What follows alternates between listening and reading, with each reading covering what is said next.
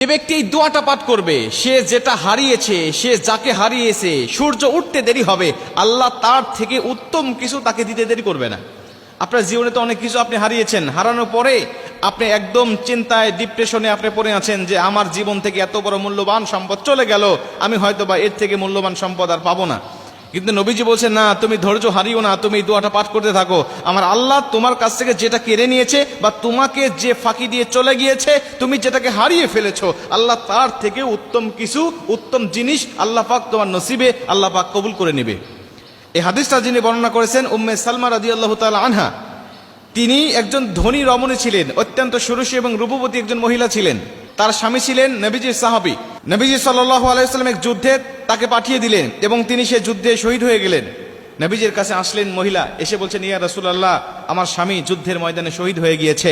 নবীজি, আপনি আমাকে একটি দোয়া শিক্ষা দেন, আল্লাহ যাতে আমাকে ধৈর্য ধারণ করার তৌফিক দান করে, এবং আল্লাহ পাক আমার স্বামীকে নিয়ে চলে গেছে, আমি তো তার মতো স্বামী পাবো না, সে অনেক ভালো মানুষ ছিল, কিন্তু আল্লাহ এমন কিছু দিবে যেটা দেখে আমি সন্তুষ্ট হব, এমন একটা দোয়া আপনি আমাকে শিক্ষা দেন। নবীজি বলছেন, তুমি চলে যাও আর এই দোয়াটা বেশি বেশি পাঠ করতে থাকো। কি দোয়া? আল্লাহুম্মা আজিরনি ফি মুসিবাতি ওয়া আখলিফ লি খায়রাম মিনহা। আল্লাহুম্মা আজিরনি ফি মুসিবাতি ওয়া আখলিফ লি খায়রাম মিনহা। এই দোয়াটা তুমি বেশি বেশি পাঠ করতে থাকো।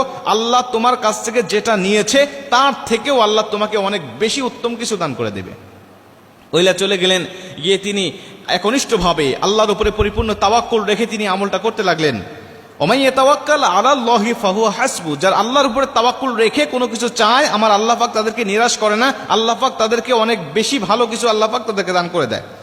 মহিলাটি এই দোয়াটা সকাল সন্ধ্যা পাঠ করতে লাগলেন, সর্বসময় যখনই সুযোগ হয় তখনই তিনি পাঠ করতে লাগলেন, আল্লাহুম্মা আজিরনি ফি মুসিবাতি ওয়া আখলিফ লি খায়রাম মিনহা। তিনি এই দোয়াটা পাঠ করতে লাগলেন।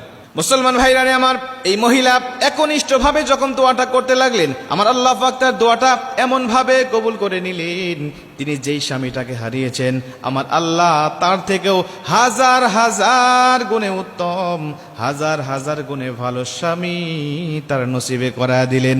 মানে বিশ্ব নবীর স্ত্রী হিসাবে আল্লাহ পাক তাকে কবুল করে নিলেন। জোরে কোন সুবহানাল্লাহ। বিশ্ব নবী মুহাম্মদুর রাসূলুল্লাহ সাল্লাল্লাহু আলাইহি ওয়াসাল্লামকে তার স্বামী হিসাবে আমার আল্লাহ পাক মনোনীত করলেন, আমার আল্লাহ পাক তাকে কবুল করালেন।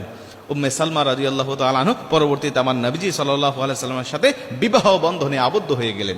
মানে উনি যাকে হারিয়েছেন তার থেকে উত্তম কিছু আল্লাহ পাক তাকে দান করে দিলেন।